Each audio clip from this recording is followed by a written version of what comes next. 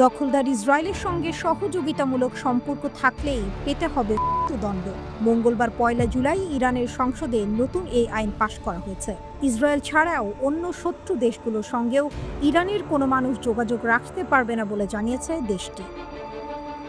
এছাড়া মার্কিন ধনকুবের ইলন মাস্কের স্যাটেলাইট ইন্টারসেবা স্টারলিংক ব্যবহারেও নিষেধাজ্ঞা দিয়েছে দেশটি। নতুন আইনে বলা হয়েছে, ইসরায়েল ও যুক্তরাষ্ট্রের হয়ে গোয়েন্দা কার্যক্রম চালানো, গুপ্তচরগিরি, ইসরায়েল ও যুক্তরাষ্ট্র ও অন্যান্য শত্রু দেশের সঙ্গে কোনো সম্পর্ক পৃথিবীতে দুর্নীতির অপরাধ হিসেবে বিবেচিত হবে, যার শাস্তি হল মৃত্যুদণ্ড।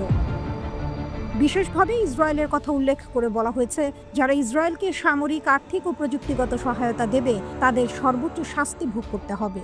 অপরদিকে স্টারলিংক সহ অন্যান্য অননুমোদিত ইন্টারনেট সেবার সরঞ্জাম ক্রয়, বিক্রি ও কাছে রাখা গুরুতর অপরাধ হিসেবে বিবেচিত হবে। কেউ এই অপরাধে অভিযুক্ত হলে তাকে ৬ মাস থেকে ২ বছরের কারাদণ্ড পেতে হবে।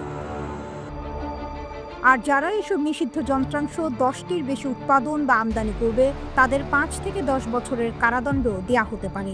এছাড়া কেউ যদি সামরিক ড্রোন তৈরি করে, সাইবার হামলা করে অথবা শত্রুদের জন্য ইরানি অবকাঠামোয় কোনো নাশকতামূলক কাজ করে তাকেও মৃত্যুদণ্ড দেয়া হবে। এমনকি যদি শুধুমাত্র কেউ এই ধরনের কোনো চেষ্টা চালায় তাকেই মৃত্যুদণ্ড পেতে হবে।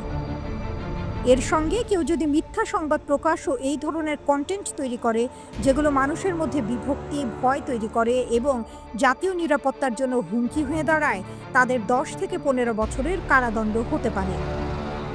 এছাড়া বিদেশি গণমাধ্যমগুলোকে কোনো ছবি বা ভিডিও পাঠালে সেগুলো যদি ইরানি জনগণের মনোবল ক্ষতিগ্রস্ত করে তাহলে ২ থেকে ৫ বছরের কারাদণ্ড ভোগ করতে হবে।